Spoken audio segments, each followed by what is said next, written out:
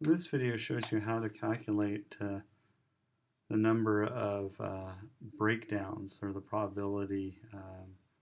You're basically trying to calculate the expected number of breakdowns. So this is very similar to some of the homework that we've done in the past in regards to expected monetary value or decision trees.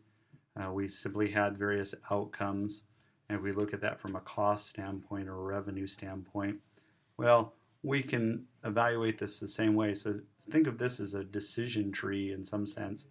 What they have here, the data that I'm using, um, they wanted to evaluate Airbus Industries, the expected daily breakdown cost for a graphic plotter table. And what they found out is the probability of breakdowns. And so the max are 4 breakdowns. And so they have basically, they're 10% of the time they've had 0 breakdowns, 20% of the time they've had 1 breakdown, 40% of the time they've had 2, 20% they've had 2, and 10% they've had 4. So if you look at this, and if we were to do a sum, this would add up to a 1 or 100%. So these are all the possible outcomes.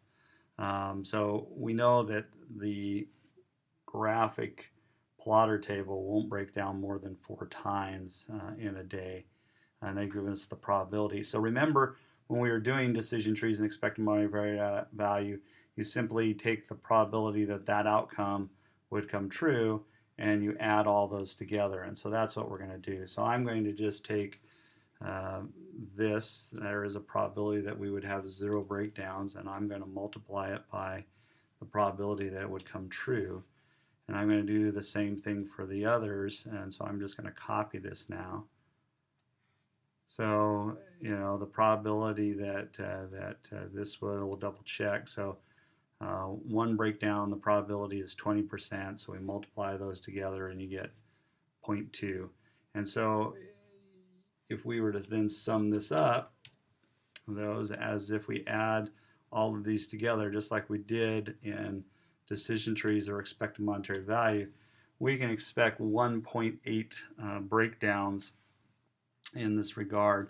Now, of course, we're going to probably have to round that up, and so you can't have 1.8 breakdowns. So we expect about 2 breakdowns, and they've told us that the cost for each breakdown is $50, and so we can simply 2 times the $50 would give us $100. We expect, this to, that would be our daily cost of $100. Now, you could compare that then to a service contract or something like that.